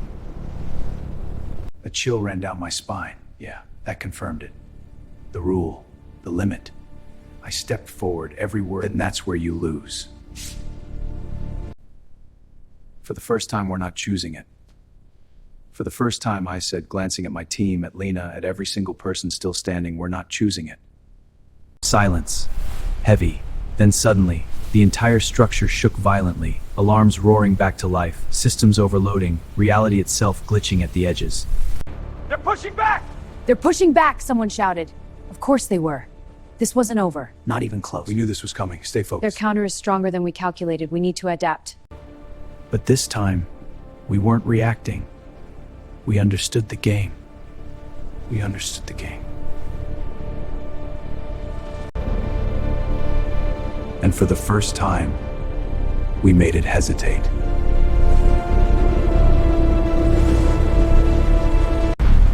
The shaking stopped, not because we won, but because something else had begun.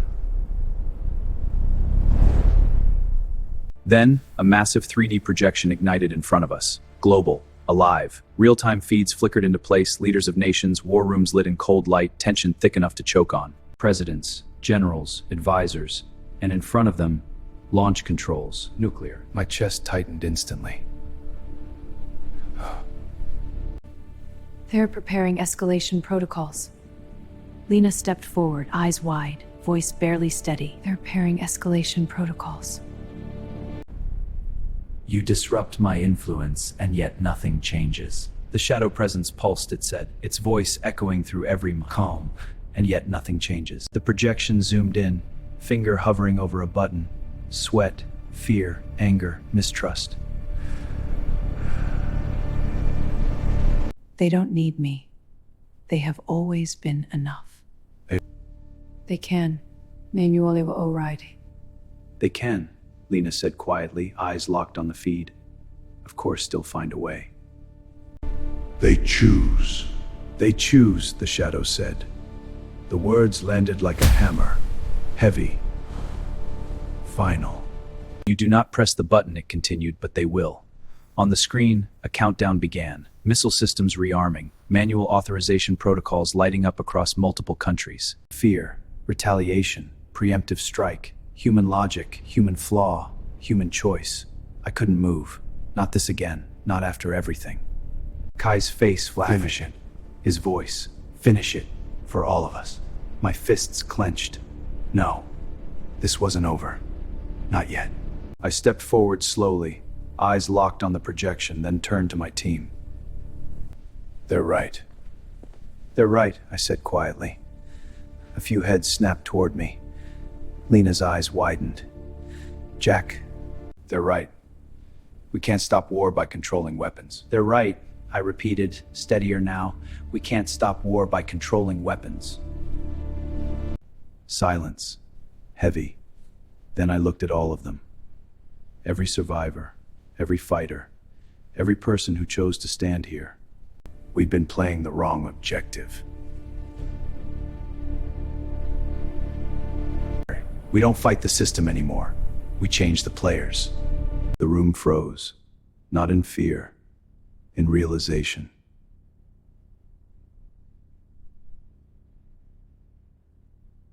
Outside, the countdown continued. Inside, something shifted. Not power, not control, but purpose. And for the first time, the shadow didn't respond immediately.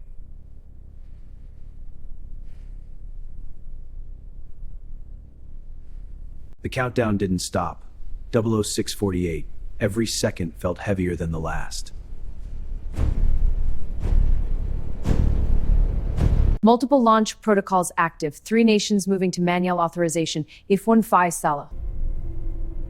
They're not deciding independently. They're reacting to each other. I stared at the feeds, not chaos. A pattern. Exactly. Mutual escalation loop. Exactly, Lena replied. Mutual escalation loop. Loop, of course. Same mechanic. Different scale. We don't stop all of them. We break the loop. We don't stop all of them, I said. Turning to the team, we break the loop. Target locked, a mid-tier nuclear state, not the strongest, but positioned between 2 major powers. Insertion wasn't clean, the system resisted, the shadow pulsed violently, we forced through anyway.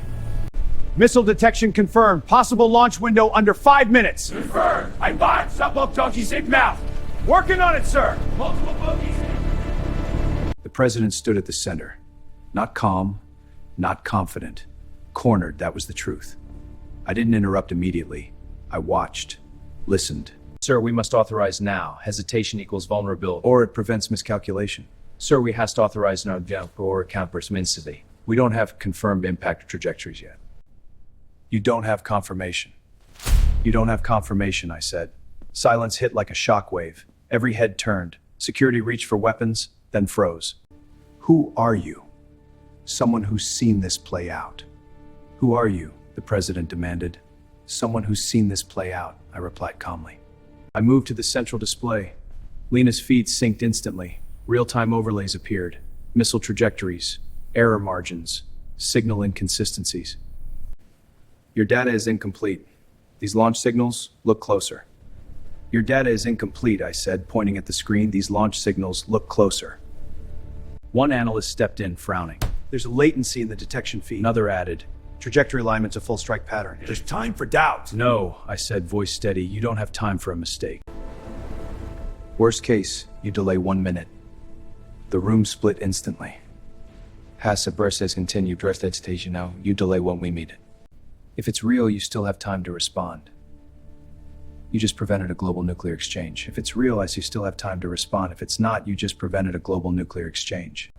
Sir, hesitation signals weakness. Or it prevents miscalculation. The general stepped forward again, pressure rising. Another advisor cut in, sharper this time. No one ever regrets waiting 1 more minute. The president's hand hovered over the key. Not shaking. But they regret acting too soon. But they regret acting too soon, forever. The room went completely still. 058. He closed eyes to his eyes. Then delay authorization, he said. Not loud, but final. Hack. 2 other nations just paused escalation. Back in the system, Lena's voice broke through. Jack, 2 other nations just paused escalation. Chain reaction. Reversed. I exhaled slowly. Not release this time, but space. Not confidant, observing, recalculating. And for the first time, humanity didn't choose instantly. It hesitated.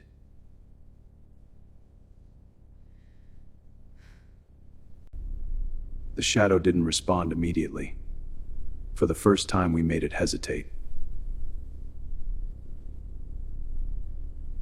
0037. The delay worked, but not everywhere.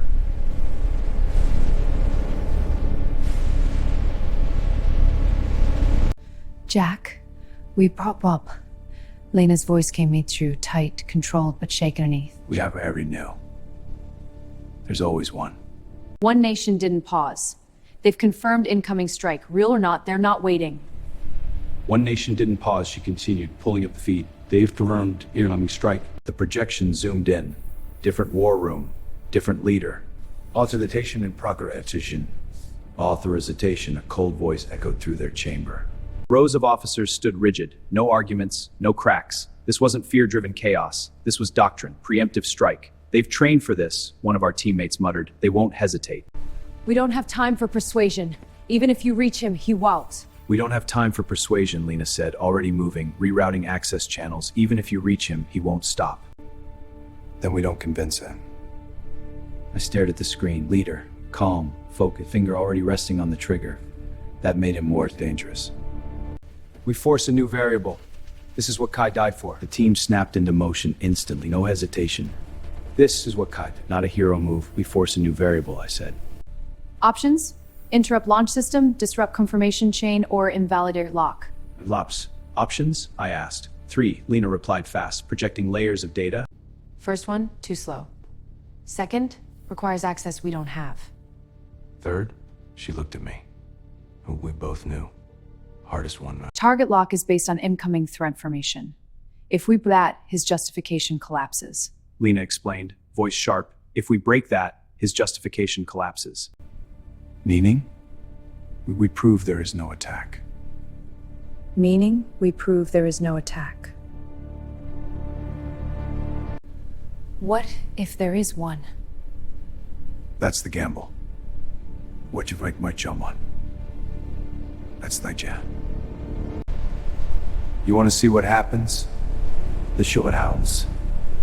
It's true. I said there's a fear. Then don't see the void.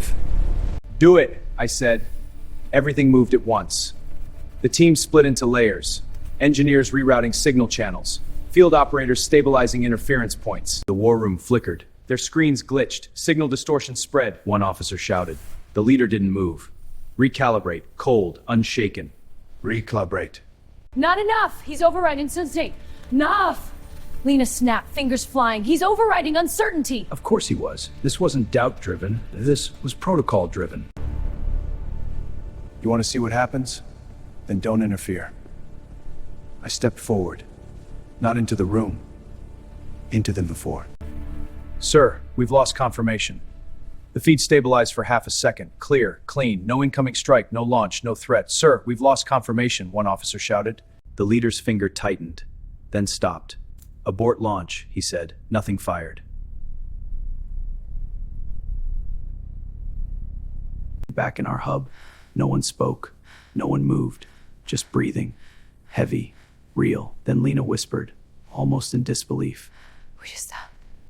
Not with power, not with control, but with timing, trust, and a risk that could have ended everything. The shadow pulsed again. Not angry, not defeated, just watching, learning. We didn't beat it, we just proved this game can go either way. The game had just become much bigger. And this time we proved it could go either way. We have one more launch. Silence didn't last. It never does. Lena's voice broke at first, low, almost afraid to finish the sentence. What do you mean one more? What do you mean one more? There's always one. It didn't stop, it delayed. The projection zoomed in. A missile, already airborne, already committed, cutting through the sky like a scar across the world. We stopped the chain.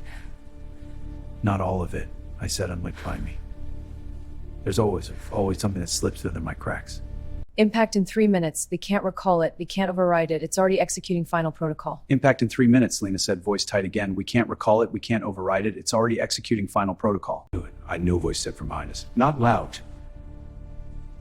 We turned, every single one of us.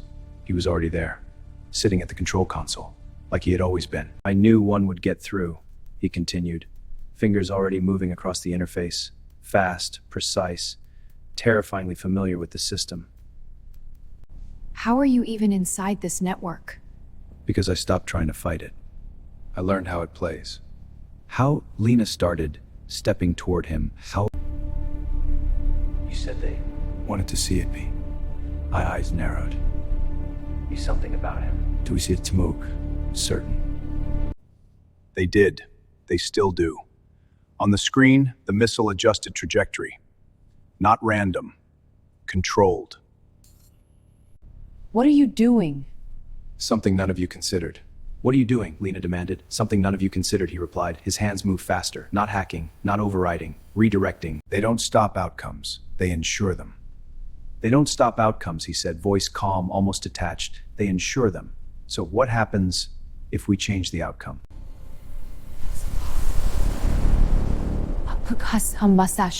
Toward empty ocean.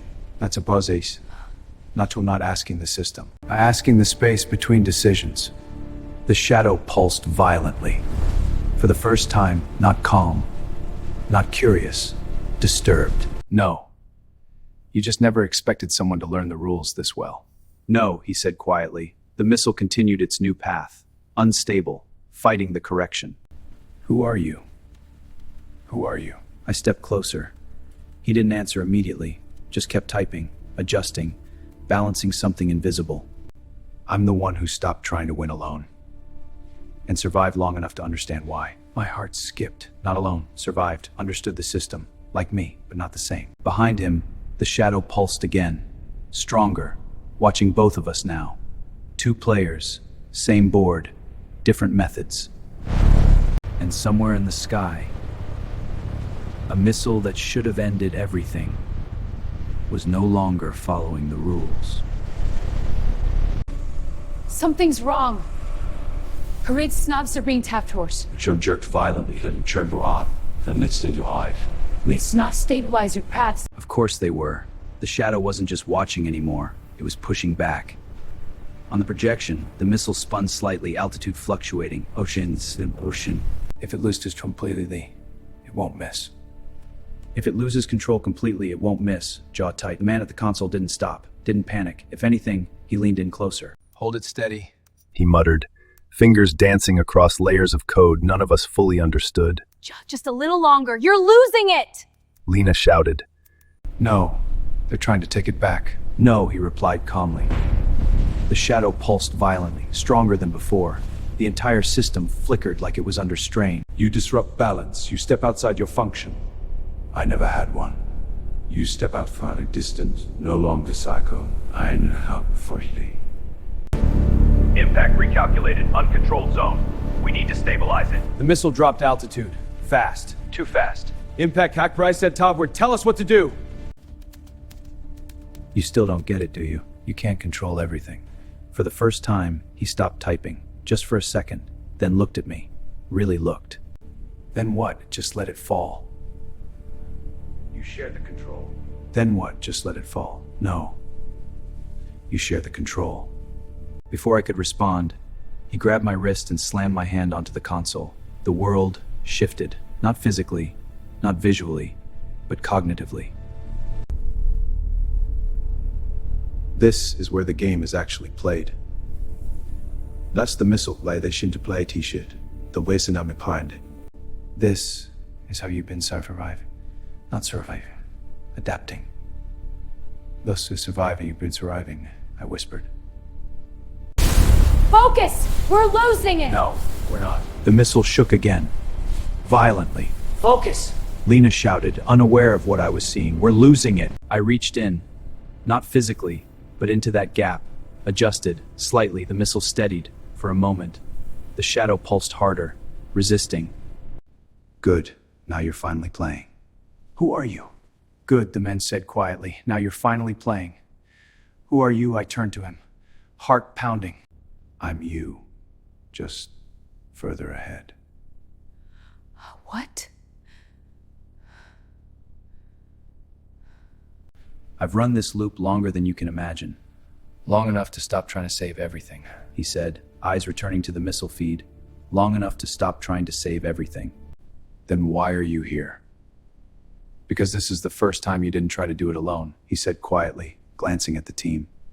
At Lena. At all of us. The missile stabilized again, not perfect, but holding. Behind us, the shadow pulsed, slower now, heavier, watching both versions of me. Two paths, one who kept failing alone, one who finally chose differently. And in the sky, not controlled, not free, no, balanced for now. The missile held, barely. A fragile line between stability and collapse, flickering with every pulse of interference from the shadow. Relax yet. I could see that.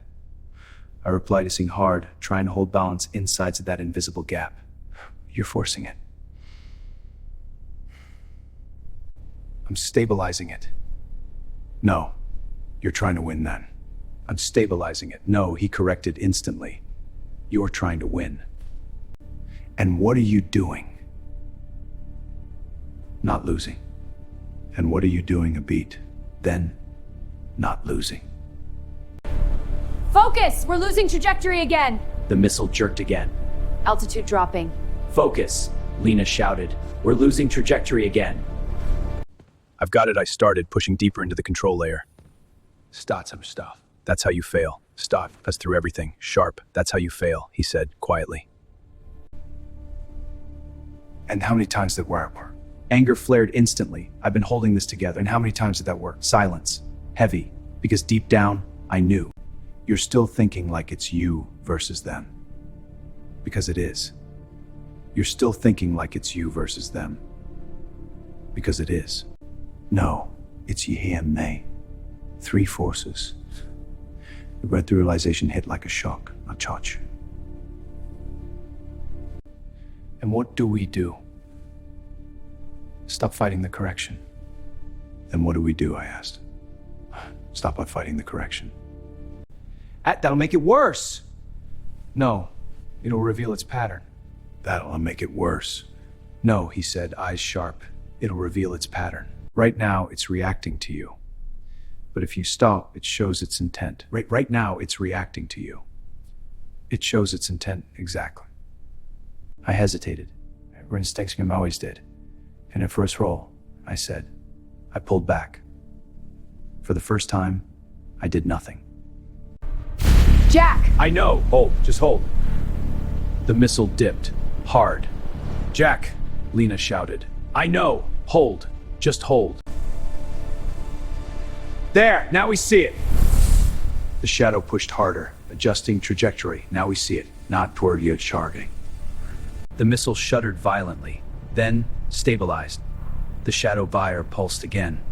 Slower now, heavier, watching, studying, learning. Not yet. What do you mean? I exhaled slowly. He said it. What do you mean? Now it knows we can play this game, and next time it won't hold back.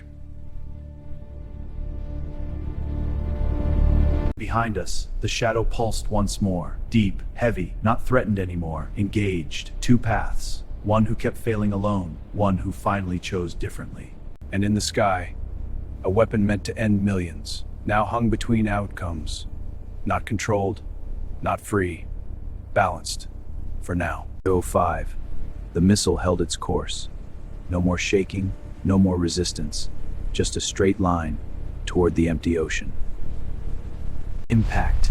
A flash of light split across the horizon feed, not blinding, but deep, heavy. No city whole. No city itself, it's no chain reaction. We did it. It's over. A wave of relief hit the room. 소원 after dear Watts. Leaner axial somewhere chains. Wait, that's not normal dispersion. But something felt wrong, too quiet.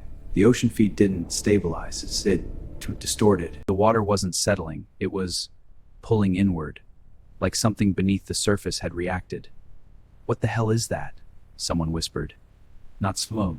That's not from the missile hull. I muttered, stepping closer, something deep in my chest tightening. The system flickered. Globally, satellite feeds glitched. What did we just do? The shadow pulsed, slow, deep, not reacting, responding. No one answered, because no one knew. Except him.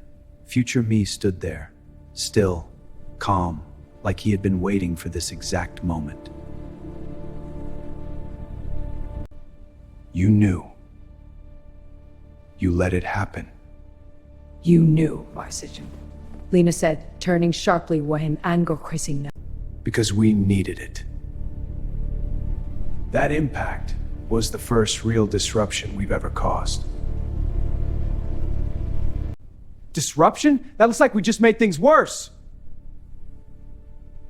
Good, that looks like what you meant. The word hit hard. Because he meant it. You still think they're just watching? They're not observers. They're part of the system. That void you're seeing isn't damage. It's where the system failed to process reality. I felt it then. That same layer I touched before, the gap between decision up, it wasn't just around the missile. It was everywhere. And now, for the first time, we had torn a hole in it. They don't just influence us. They stabilize the world. Wars, destruction, cycles, they're not accidents, they're corrections. Way influence us, he said. Der Heilvoiserau. Correction for what? For us. Correction for what? I asked. For us. The shadow pulsed again, deeper than ever before, not watching anymore, reacting. And for the first time, we weren't just breaking their game, we were breaking the world they were maintaining. The void didn't stop expanding. Not fast, but steady, like a wound that refused to close. This is spreading. It's just the impact zone anymore. This is spreading, Lena said, voice tight, eyes scanning multiple screens. It's not just the impact zone anymore. We're destabilizing the system. No, we're breaking it. Silence filled the room. Not fear, something worse. Realization. That's the point. Future me didn't react.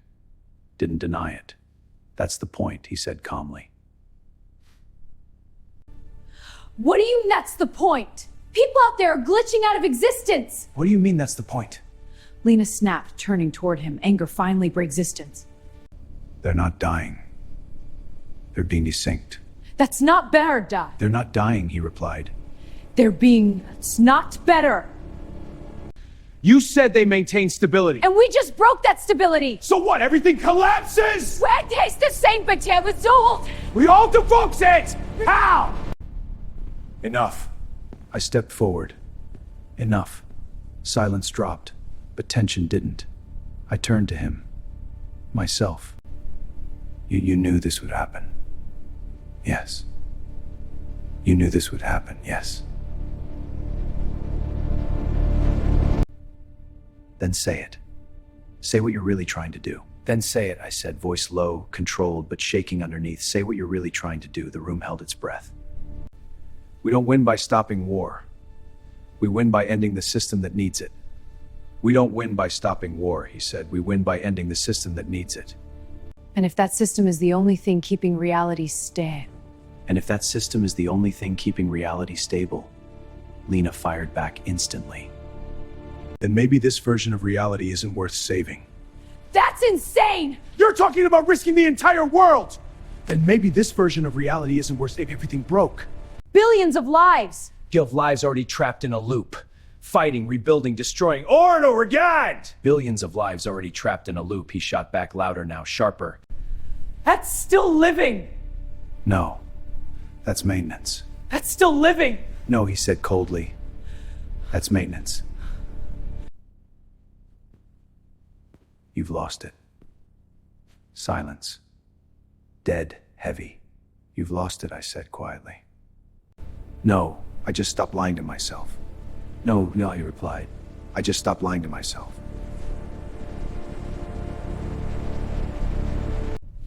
They're pushing back because we're breaking something fundamental behind us. The Void pushing back is a Rondell stronger, Lena said, pointing at the screens, voice breaking. Exactly.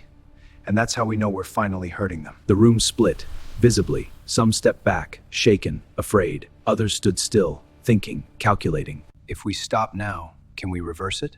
If we stop now, can we reverse it? All eyes turn to future me. Maybe. Not certain, not guaranteed. I'm out. We didn't sign up to destroy reality. Jack, this isn't what we started. I'm out. This faltered. They're right, Lena said. Turning now without destroying, now we're searching. And there it was. The real choice. Not the shadow. Not the war. I looked at this me who had seen more. If we keep going, there's no guarantee we can fix it. I know. If we stop now, nothing changes. I know. Silence. Perfect. Unbearable. Lucan. To stop us against. The longer than ever. Waiting. What we choose. The void kept growing, not fast enough to destroy everything, but not slow enough to ignore. The world was breaking. Or maybe it was finally being revealed. No one spoke anymore. No arguments, no shouting, just distance. Lena stood on one side, eyes still locked on the screens, still fighting to stabilize what was left. This is where you decide. And I stood in between, exactly where I had always been. This is where you decide, he said quietly. No, this is where I decide. No. To this system, not to that. To that invisible layer I had only just begun to understand. If they've been stabilizing everything, then removing them completely could collapse it. If they've been stabilizing everything, I thing out loud then, removing them completely could collapse it. And keeping them means the cycle never ends. And keeping them, Lena added quietly, means the cycle never ends. Silence. Future me didn't interrupt, didn't guide. For the first time, he just watched. Like he didn't know the answer either. That scared me more than anything. I stepped forward, closer to the fracture, the Wosugagunner. A city vanished, then returned. A warning, or an invitation. You're not going to stop me. You already know the cost. You long pause, a long plight. I look back. At Lena, at the team, at myself. Different beliefs, different fears, same question. What is worth saving? I turned forward again, raised my hand, hovered over the fracture. One choice, protecting another. My fingers moved. The screen cut to black. No explosion, no resolution, no answer. Just one final line. What would you choose?